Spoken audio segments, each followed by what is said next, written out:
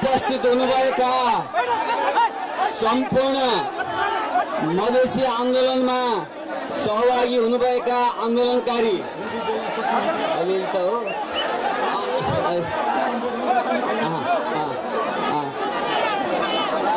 आन्दोलनकारी साथीहरू, यहाँ उपस्थित हुए संपूर्ण मधेसी आंदोलन के सहयोद्धा साथियों के मैं अपनी तरफ से हार्दिक अभिवादन करता हूं।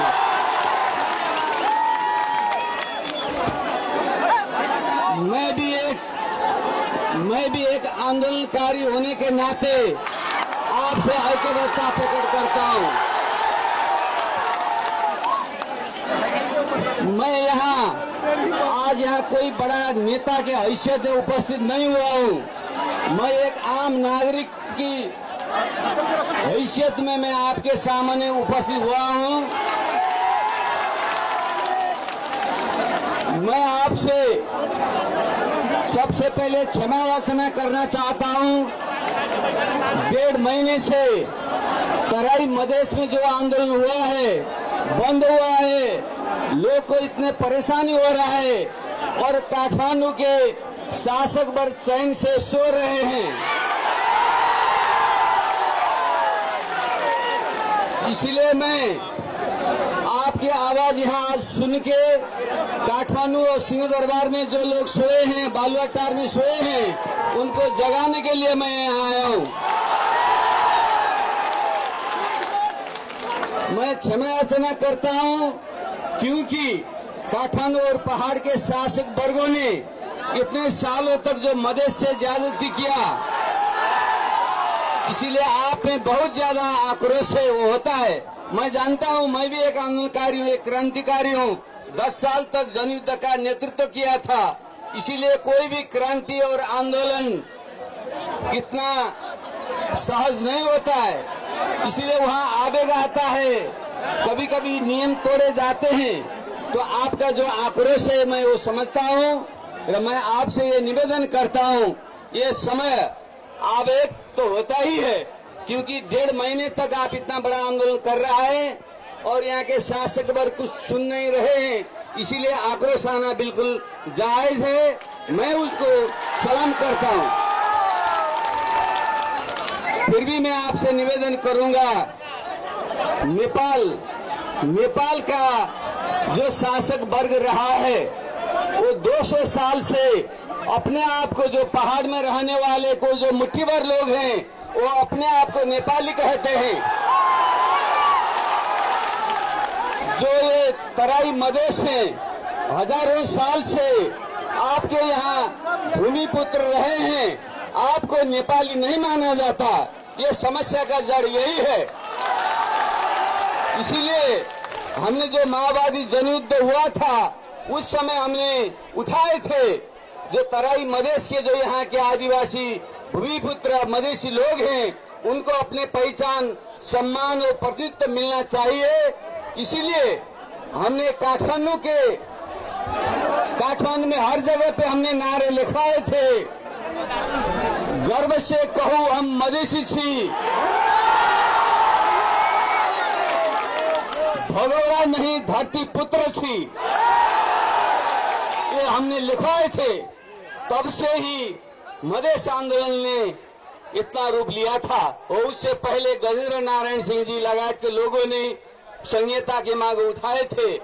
फिर भी माओवादी जनयुद्ध के क्रम में ये उठा। बाद में जो मधेश विद्रोह हुआ उसने नेपाल में संहिता के मुद्दे सामने लाए। इसीलिए संविधान सभा से जो संविधान बनता है उसमें आप लोगों का मार्ग संबोधन होना चाहिए था। ये जो नहीं हुआ वहाँ गलती हुआ है। मैं वहाँ क्षमा याचना करता हूँ।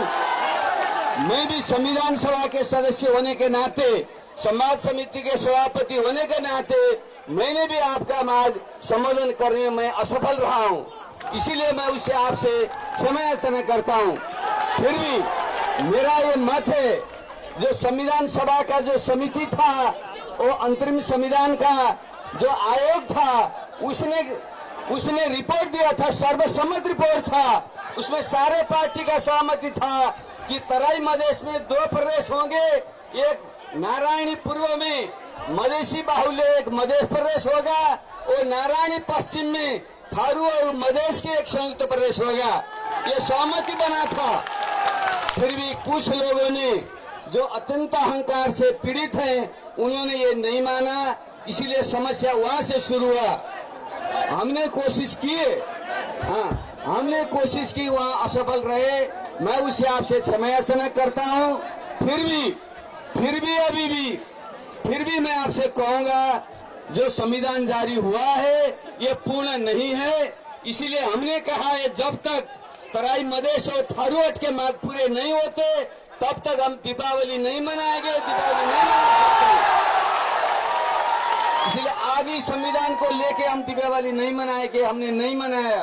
तो इसीलिए मैंने अभी अपने पार्टी का जो नीति था, वो पार्टी का नीति हमारे कुछ नेताओं ने छोड़ दिया, आपसे धोखा दिए गए, इसीलिए मैंने उसके विरोध में, और बाकी और भी कारण थे, अपने पार्टी से भी मैंने इस्तीफे देके मैं आपके सामने यहाँ आया हूँ। मैं आपसे वादा करता हूँ, आपका जो जायज मांग है, आपके स्वायत्त मध्य प्रदेश के जो मांग है, जो बात पहले स्वीकार किया गया था, जो समझौता हुआ था, उसको पालना होना चाहिए। तो ये संविधान संशोधन करके भी अभी भी संविधान संशोधन किया जा सकता है। संविधान संशोधन करके वो मांग पूरा किया जाए, उसके लिए मैं कोशिश करूंगा। मैं आपसे पूरी कोशिश करूंगा। इस समय पहाड़ और मधेश के बीच में, जनता के बीच में जो इतिहास से हजारों साल से अच्छे संबंध रहे हैं, शासक वर्ग के कुछ लोग इसको बिगाड़ रहे हैं। उसको बिगाड़ना नहीं चाहिए, क्योंकि ये मिथिला सभ्यता है जहां हम खड़े हुए हैं। ये हजारों साल पहले यहाँ का मिथिला सभ्यता इतना ऊंचा था, ये दक्षिण एशिया में भी सबसे आगे था। यहाँ यज्ञवल्क्य जैसे और मैत्रेयी, गार्गी जैसे लोग यहाँ शास्त्रार्थ करते थे। उस समय काठमांडू में एक गोठाले गोपाल बंशीराज था, वहाँ वो भैंस चरा रहे थे उस समय, जबकि यहाँ ये सभ्यता था। इसीलिए मैं कहता हूँ, आपका पूरा हक है, आप मिथिला वासियों का, मधेशियों का पूरा हक है, आप पूरा नेपाल का नेतृत्व करें।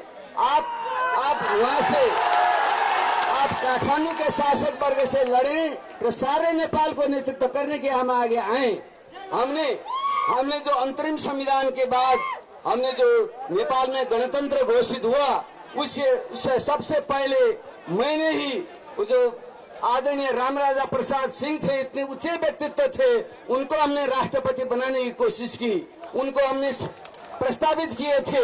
उसकी वजह से डॉक्टर रामवरण यादव जी को कांग्रेस ने उम्मीदवार बना दिया, तो नेपाल में पहली बार एक मधेसी राष्ट्रपति बना और एक मधेसी उपराष्ट्रपति बना।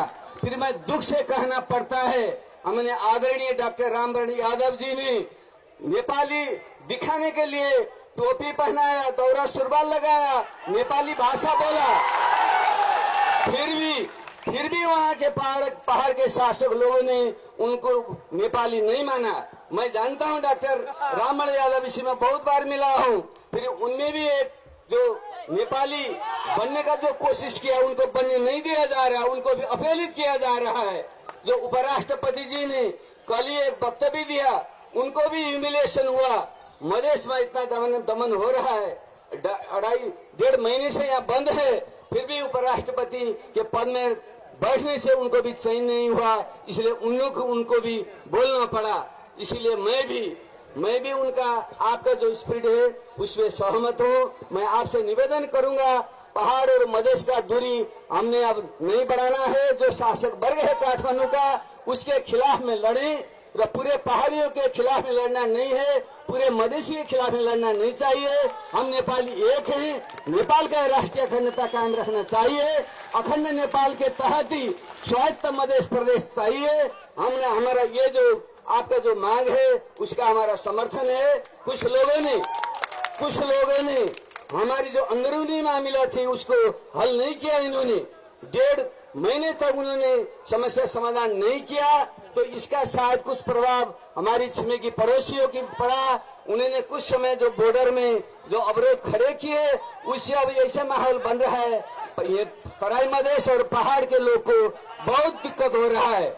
इसीलिए हम चाहते हैं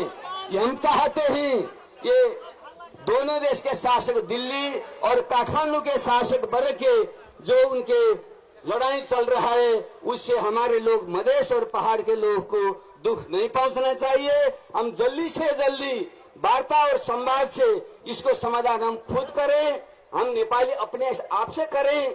मैं इससे आपसे ये निवेदन करूंगा, जो अतिवादी सोच है उससे हमें बच के रहना चाहिए। सबसे जो पहाड़ के अन्य जातिवादी, पहाड़ी अहंकारवादी जो लोग हैं, मधेशियों को नेपाली नहीं मानते, जनजाति को नेपाली नहीं मानते, वो अहंकारवादी लोग इसके सबसे बड़े जिम्मेवार हैं। उनके खिलाफ में हम भी लड़ रहे हैं। साथ ही साथ आपको मधेश के युवाओं भाइयों बहनों से मैं निवेदन करूंगा, ये जो शासक वर्ग ने जो ज्यादती किया है उसको विरुद्ध में लड़ना चाहिए।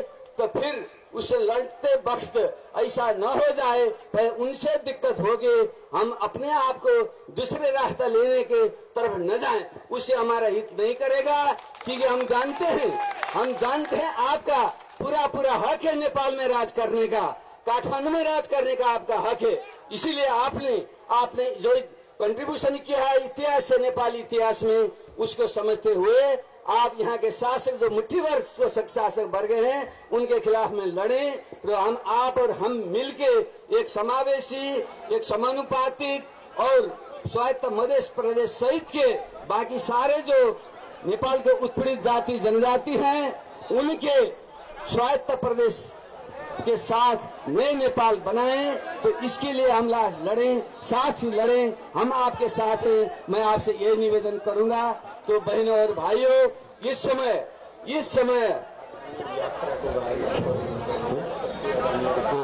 इसीलिए मैं आपसे निवेदन करूंगा, हमारा जो लड़ाई है, आप और हमारा लड़ाई, ये हम साथ मिलके लड़ें। हम हमेशा आपके साथ रहेंगे और न्याय के जो लड़ाई होता है, सत्य का जो लड़ाई होता है, अंत में वो जीतता है। इतिहास में हमेशा ऐसा ही हुआ है।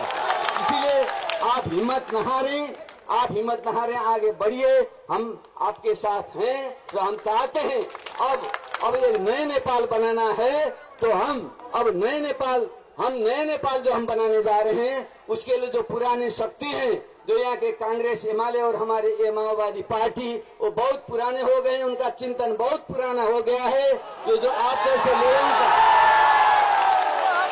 जैसे लोग जो नए नेपाल चाहते हैं, समावेशी समानुपातिक नेपाल चाहते हैं, संघीय नेपाल चाहते हैं, उनको मांग वो पूरा नहीं कर पा रहे हैं। इसीलिए इसको पूरा करने के लिए हमने आगे बढ़ के आप सब मिलके एक नया शक्ति निर्माण करना चाहिए। उसी के लिए मैं अपनी तरफ से मैं पूरी कोशिश करूंगा और यहाँ जाके मैं काठमांडू के सोए हुए शासक वर्ग को मैं उनको जगाऊंगा और कहूंगा जल्दी से जल्दी वार्ता से समाधान कीजिए। और जो दिल्ली से जो बॉर्डर में जो वहाँ भी कुछ दिक्कत हो गए हैं, वो भी कूटनीतिक तरीके से दिल्ली से बात करके समाधान कीजिए। जो हमारा नेपाल है, हमारे पड़ोसी भारत और चीन दोनों से अच्छे संबंध रखते ही हमारा हित रहेगा। अपना पड़ोसी से लड़ने से, उससे पंगे लेने से कुछ फायदा नहीं होगा। इसीलिए हम चाहते हैं अपने पड़ोसी से बात करें, वो समस्या के समाधान करें, अपने आंतरिक जो मामला है उसको सुलझाएं। इसके लिए मैं अपनी तरफ से पूरी कोशिश करूंगा। मैं आपसे उम्मीद है आप भी इसमें साथ होंगे, हम मिलके साथ आगे बढ़ें। मैं इसी शब्द के साथ आपसे जो मुलाकात हुई, यहाँ आके जो सिचुएशन हमने देखा, वो हम अब रिपोर्ट करेंगे जाके। तो मैं इसलिए अंत में कहूंगा, आपका मधेशी एकता जिंदाबाद। जय मधेश, जय नेपाल। धन्यवाद।